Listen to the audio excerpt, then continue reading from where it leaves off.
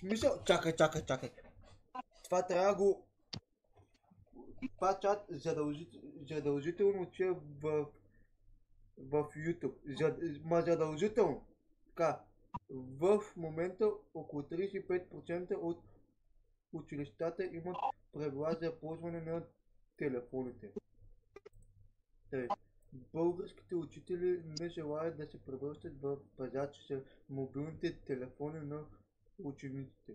Това заяви в лице Юлиан Петров, председателят на синдикат образование към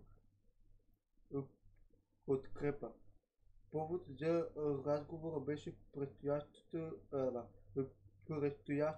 законова промяна, с която се очаква да бъде разширена забраната за използване на телефони не само в класните стаи, но и в коридорите и общите части на училищата, се съобщава BTV. Да, брат, кажи.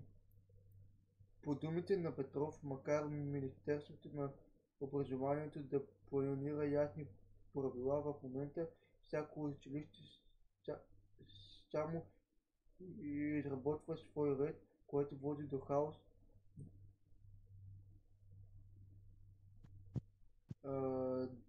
и неравномерно прилагане на ограниченията. Сега около 35% от училищата имат някакъв режим за телефоните.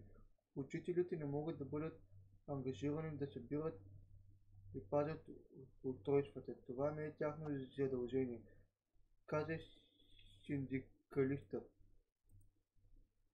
Чат по принцип това за телефоните аз лично съм против, нали, против съм от към това да не ги забраняват цял ден и нали да ги заключат например от сутринта и да не ги дават като свършат всички часове. Защото просто от една страна, ако на някой му стане лошо телефон, да, какво ще ходим при всички госпожи там, едва гледаме или едва виждаме и ще викам, искам да звънна на еди си кой, защото просто ми е лошо.